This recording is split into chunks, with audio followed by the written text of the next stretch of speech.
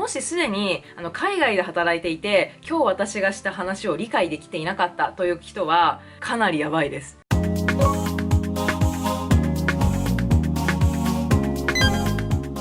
皆さんこんにちは。インドブロガーのかよりーなです。今日は海外の人と初めて働く際に気をつけたいコミュニケーションのポイントということで、コミュニケーションの考え方について皆さんとシェアしたいと思います。今まで私は日本人とインド人の違いということで、ビジネス習慣の違いですとか、お金に対する考え方の違いですとか、いろいろなことをシェアしてきたと思うんですけれども、今日はもう少し日本人、インド人ではなくて、日本人とその他の国の人たちということでもうちょっと視野を大きくして、さらにこのコミュニケーションという最も大事にしていかなきゃいけない部分、この点について皆さんとシェアしていきたいと思います。今回は初めて海外の人と働くときにどんなことを気をつけたらいいんだろうとかよく質問でもらうので、その際に一番最初に気をつけてほしいことということで今日はシェアしたいと思います。ちなみに皆さん、今日私が何を話そうとしているかなんとなく予想つきますか？このコミュニケーションにおいて今日は一番気をつけなきゃいけないこととして私が考えていること、この概念を皆さん知ってってください。もしすでに海外で働いていて今日私がした話を理解できていなかったという人はかなりやばいです。これはもう基本中の基本なので必ず押さえてってください。特に日本の方はね、これ知っておかないとダメです。ということで早速いきたいと思うんですけれども、今日皆さんに覚えていってほしい考え方、概念一つなんですけれども、それはローコンテキストとハイコンテキストという考え方です。はい、皆さんわかりますか？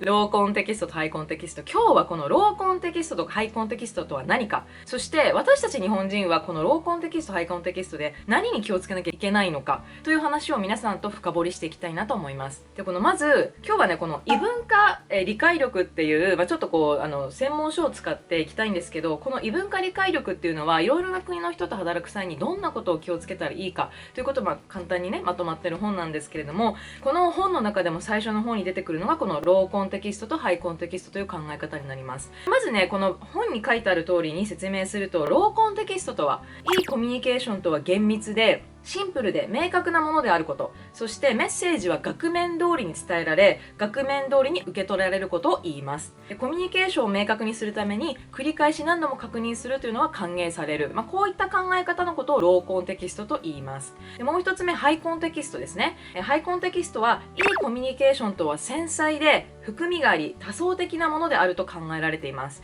で、メッセージは行間で伝え、行間で受け取られる、ほのめかして伝えられることが多く、はっきりと口にすることは少ない、この考え方がハイコンテキスト、ローコンテキストと言います。ハイとローっていうのは、高いと低いってことなんですけど、コンテキストっていうのは文脈、事象っていう意味なんですよね。なので低い文脈、高い文脈みたいなことをローコンテキスト、ハイコンテキストと言います。これなんか文章だけ言われても何のことかよくわかんないので、簡単に言うと、ローコンテキストっていうのはイエスと言ったらイエス、もうそのままなんですよ。はいと言えばはいという、ただもうはいと言ったらそのはいだけの意味を言います。なんですけど、例えばハイコンテキストの場合はそのはい OK ですって言った後にその後ろの方になんか違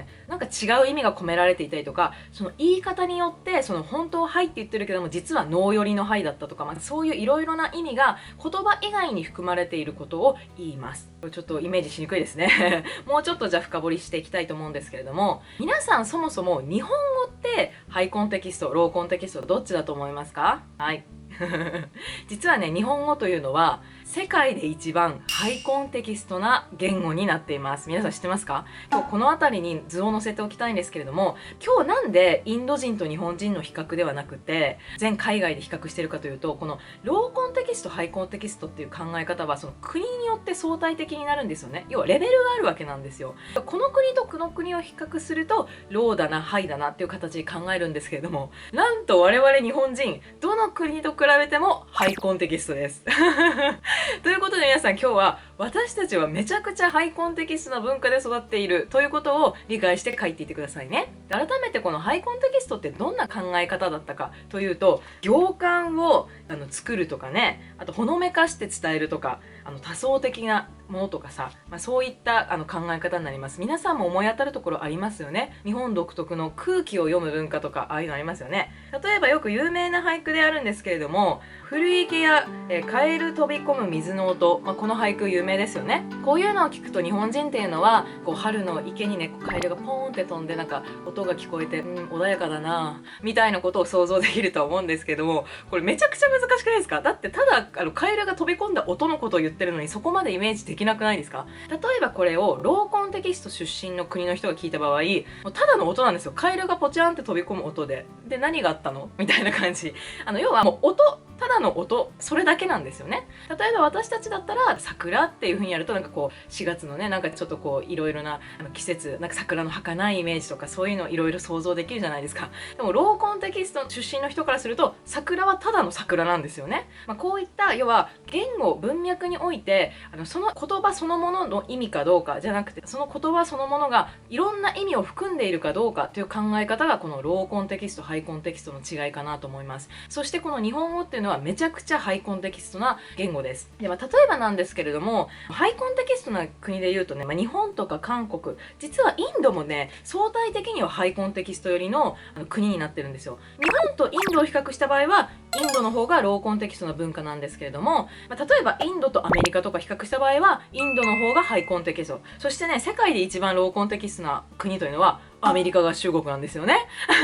なので私たち日本人と、憧れの強いアメリカっていうのはもうめちゃくちゃ反対側にいるということですよね。そしてじゃあこういうローコンテキストとハイコンテキストの違いがあった場合、どんなことがビジネスシーンで起こるかということですよね。例えばよくあったのが、新人の子たちに朝9時半に始業するから9時半までに来てねって例えば日本の上司は言うじゃないですか。そしたら日本の人っていうのは9時半といえどもね、普通は新人だったら15分前とか30分前とかに行くから、だいたい9時20分ぐらいに会社に着こうって言って行動するわけなんですよ。そうすると、日本の上司もそれを見た時にやっぱこの子はね、新人ながらちゃんと最初に来て準備をしたりとか偉い子だなっていうのをこう暗黙の了解で評価をしたりするわけじゃないですか。なんですけれども、これを例えば、インドの人とかも他にもっとローコンテキスト寄りの人に9時半に来てもいいよって伝えると、あ、そっか9時半に来たらいいんだって素直に受け取ってみんな9時半に来るわけなんですよ。でこれ全然悪いことじゃないじゃないですか。なんだけれども、例えば日本の上司としては、おいおい普通新人が時間ギリギリに来るかよみたいなのを心の中で思うわけですよ。でそれを例えばちょっと言っちゃったりとかね、どうして9時半に来たのみたいな感じで、そしたらさ、ローコンテキスト出身のメンバーからすると、だって9時半に来てって言ったじゃないですかみたいな感じなんですよね。そうすると日本の上司としてはちょっとモヤモヤして、いやだって普通さ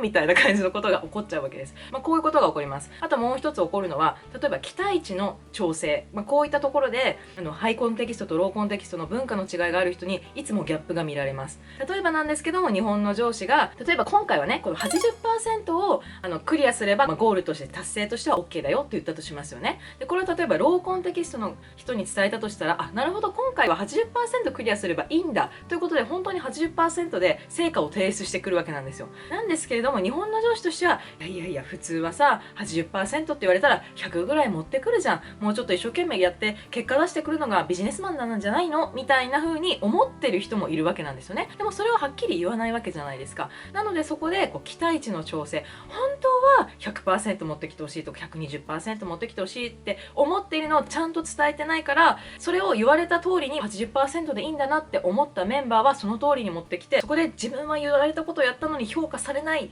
みたいな、そういったギャップとかも起こるわけなんですよ。もうこれめっちゃ心当たりある人いっぱいいるんじゃないですか。もうよくあるあるなんですよね。つまりこのローコンテキストハイコンテキストを持ってる文化の違いによって、その言った言語がどれぐらいの意味を含んでいるかっていう考え方が違うわけなんですよね。ということなので、特に日本の人っていうのはめちゃくちゃハイコンテキストな文化で生きているので、私たちっていうのはね、思ってる以上に自分たちの考えてることを海外の人に伝えていない傾向があります。なのでみんな言ってますよ、日本人のこと。日本人は何考えてるか全然わかんない、ちゃんと思ってること言ってほしい、おいおいおいみたいな、こういった総ツッコミがね、いろんなとこで入ってるんですよ。なので今日はじゃあこれをどうやってやっていけばいいかっていう話ですよね。そういうふうに言われたってね、日本の人だってなかなか自分の意見言うの慣れてないですよね。空気を読む文化で育ってきてるから。なんですけれども、いろいろ練習していくコツっていうのはあります。一般的にローコンテキストの人とハイコンテキストの人が一緒に仕事した場合、どっちの言語の解像度に合わせられるかというと、ローコンテキストの方に合わせられます。例えば、普通はね、日本語と英語でみんなで仕事するってなった場合は、基本的に英語に合わせられますよね。英語は共通言語なので。で、英語っていうのは、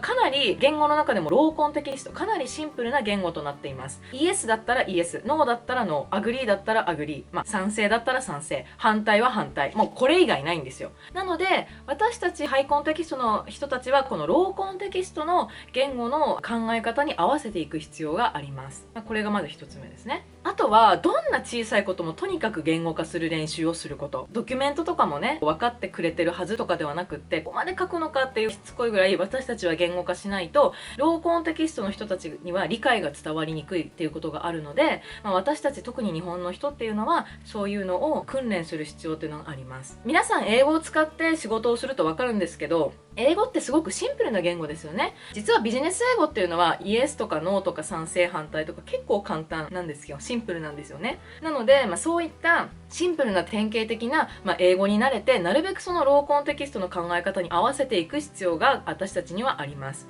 なので、これっていうのはね、頭で理解していても実際のシーンに当たるとどうしても癖っていうのは出てきてしまうんですよ。ただ、この考え方、こういう考え方があるかどうかによって、例えばアメリカ出身の人が来たりとか、インド出身の人が来たりとか、フランス出身の人が来たりとか、そういった時にその国の言語の特徴っていうのを事前に知っておくことで、自分たちの言語と比べてローなのかハイなのかと比較することで、そういったコミュニケーションのギャップというのは防ぐことができます。なのでぜひ日本の皆さんには、私たちはめちゃくちゃハイコンテキストの文化で育っているということを理解して、初めて海外の人と働く際に気をつけていただけるとすごく嬉しいです。こういったね、いろいろなミスコミュニケーションも、一つ訓練として重ねていくことで、いろいろな人とのコミュニケーションをもっと円滑にできていくと思います。ということで今日はハイコンテキストとローコンテキストについて皆さんとシェアしてみました。この動画がいいなと思った方はぜひコメントと評価ボタン、そしてチャンネル登録をお願いします。